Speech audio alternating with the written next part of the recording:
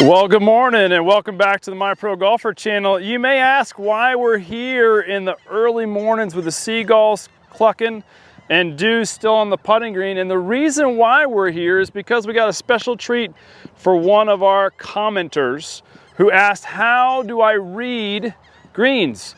Well, today I'm here to show you on this episode of How to Play Golf exactly what you need to learn to read greens. And one of the things that they do on tour is they figure out where the dew lines are when they putt first thing in the morning.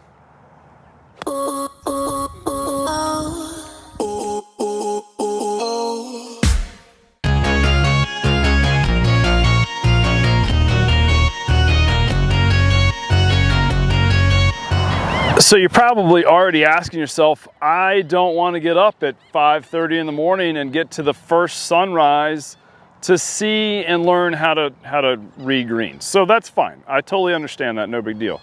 But this is for at least the show of those of you that play golf early, how you can kind of get some good knowledge of the game.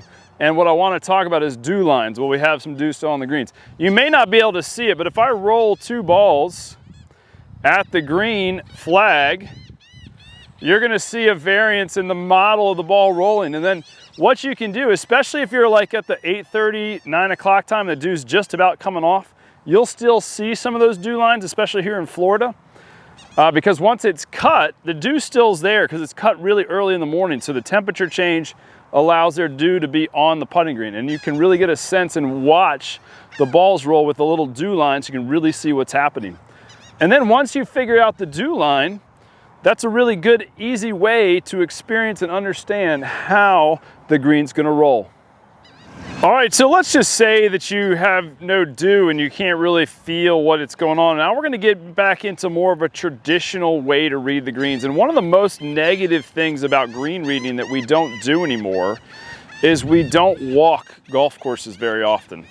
It's one of the reasons I love going to Ireland and Scotland is it's almost all walking. They don't really allow carts. We come in America, we've got such a income producing revenue source in the golf cart, and this is our absolute laid back lifestyle that carts are there to hold beer, and so we want to make sure we have a cart around. And so one of the biggest issues that we have on green reading is that we don't enter the way the course was designed by the architect to the green. So we're here down on the bottom side of the green, and imagine that we're walking up. So as you're walking, you get to feel in your feet what's going on with the terrain. And if you look out here, one of the reasons I like coming out early, not just for the dew lines, but for the shadows, you can really see the humps and bumps in a green a lot easier. And so we're out here with the maintenance teams. This is when the tour players, caddies, are gonna come out and kind of assess the pin locations and see what's going on so they can be truly prepared for the greens and how they're going to be putted. Because if you're a good player and you hit a lot of shots on the green, if you can make more putts than the average guy out there on tour, you're going to win, or at least be top 10, top 25 more often than not, because that's all it comes down to. Because the guy who hits the most greens is usually about 71 to 75%. And the guy who hits the least amount of greens is usually in like a 62 to 67%. So those two missed greens are the only real difference between the top player and the bottom player. And then you've got to make a putt. So if you make putts and you ball strike decently on tour, you're gonna make a ton of money. So let's talk a little bit about that. I'm walking up here, I'm walking up the slope. So automatically I know that this architect designed the rain to roll off the front. And why is that important?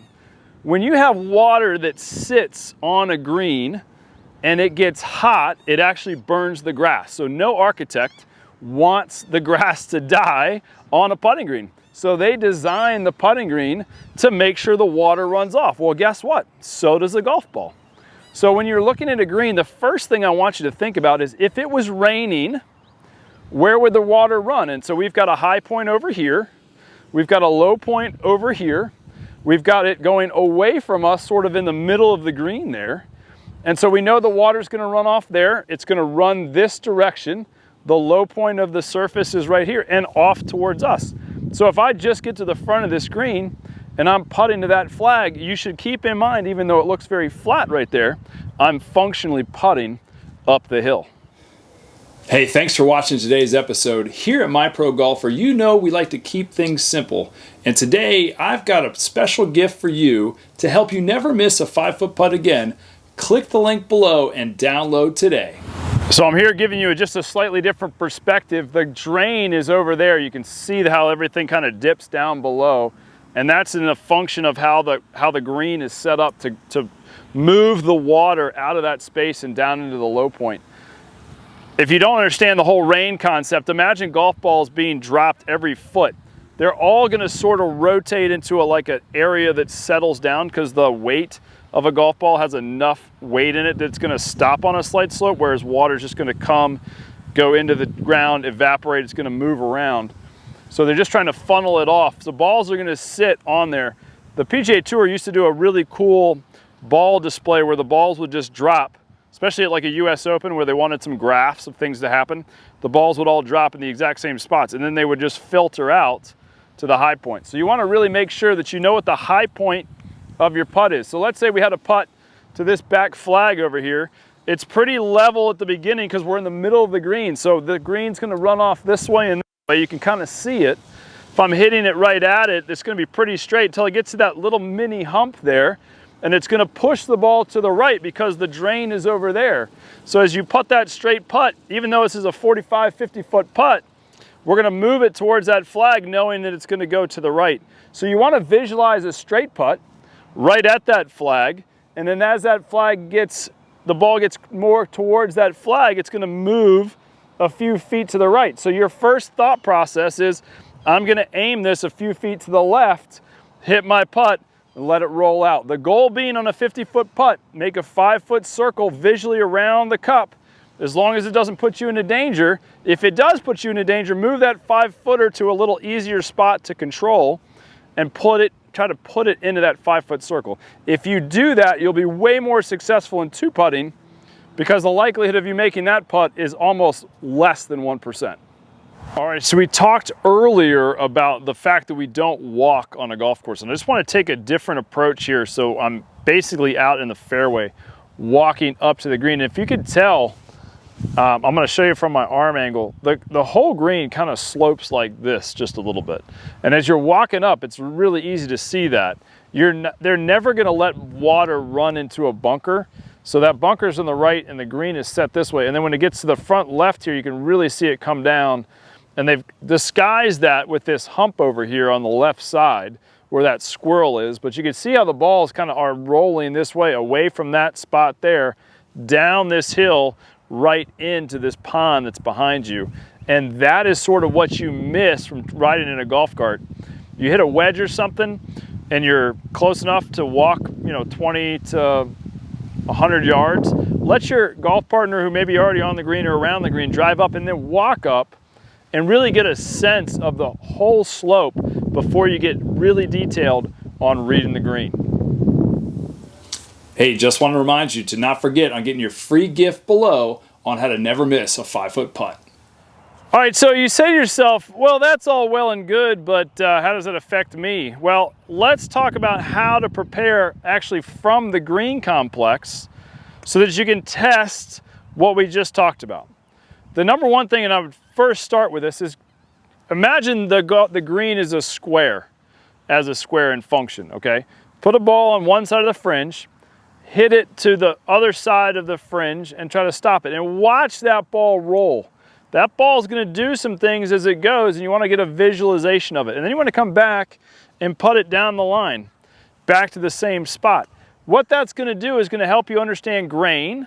If it's quite a bit short, the grain's going this way. If it's quite a bit long, this way, the grain's going that way.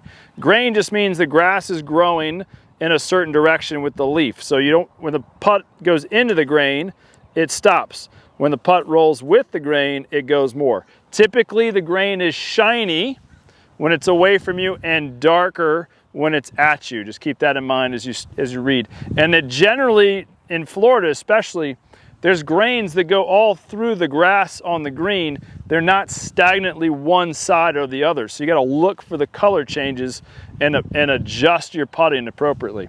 So once you've done it from this side, then go to that side and just see if there's a consistency to the break. The architect built the practice green most likely also built the greens on the golf course.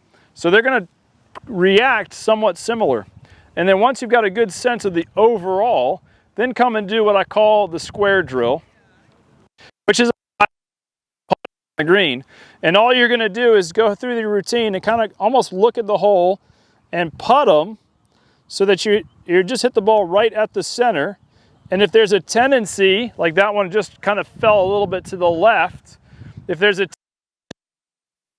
you're going to kind of want to get a feel of it and see what little changes happen as you make these strokes.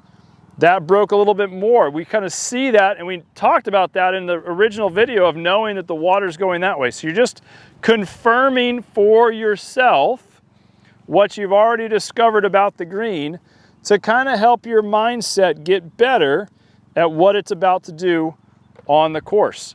If you can do these two little practices, it should take you about a minute and a half to get a really good sense of what's happening with the green.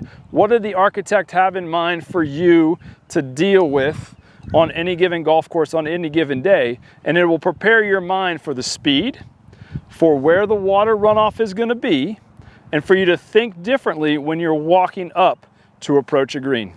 Gang, I hope this was helpful. If it was helpful, like it. If it was helpful, subscribe. We've got tons of videos through all my YouTube channels. We've got almost 200 videos out there now. And we really enjoy your comments. So comment below. This video came from a comment on one of my subscribers. And so if you want something talked about, put the comments below. I'm going to try to get to that video within the next month. So if you like it, if you like it, subscribe. We'll see you next Thursday at 6 o'clock.